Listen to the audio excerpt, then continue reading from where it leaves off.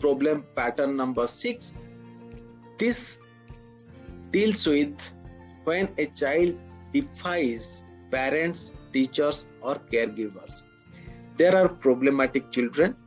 If you say something, simply they are going to do exactly the opposite.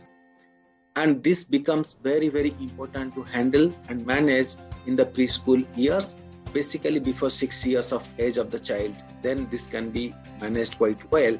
But if you are not managing in the latter age will definitely put some problem for us to change those kind of habitual way of behavior. So in the school, we can initiate a game that is called Why Am I Saying This? So when the child is not very logical in the thought process, then child's behavior and sticking to a particular point becomes very, very prominent. If the child is little aware about the cognitive behavior, the child is exposed to other alternatives, then child becomes more flexible in terms of the behavior.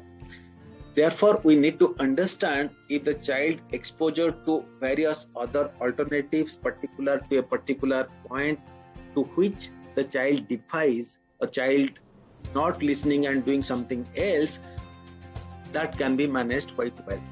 Now, how we can do this game in the preschool setup is number 1, say good social habit and ask why am I saying this.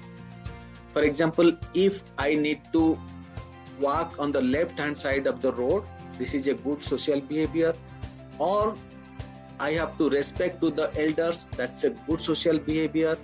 And there, while we are teaching this skill to the child, we have to ask why am I saying this.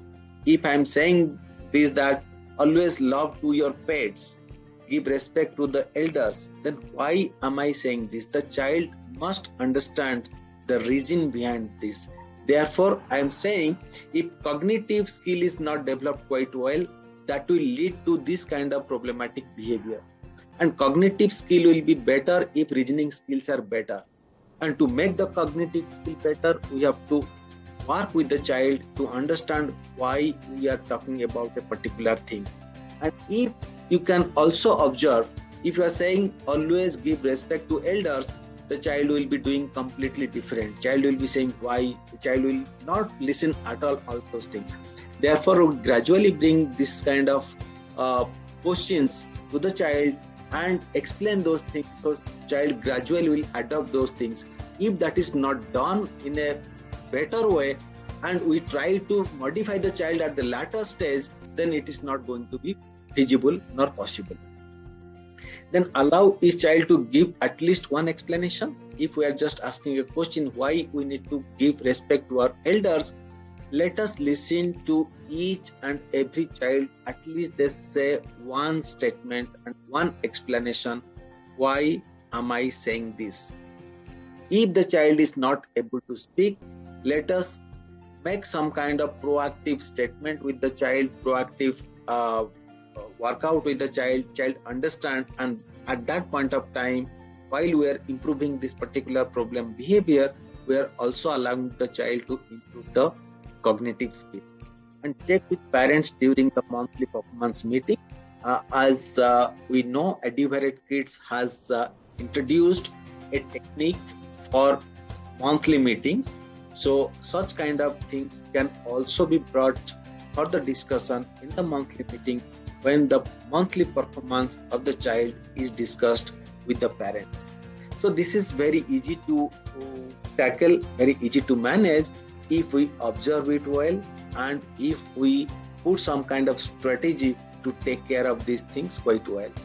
As far as evaluation is concerned, yes, if the child is never defying the statements or anything we are talking to the child, then we have to give a score of 0. And if most of the times the child defies, the child challenges, all the time child is doing this, then we have to put a score of 3. And 3 meaning lot of attention, lot of workouts has to be put in place to make sure the child's social skill is taken care of quite well.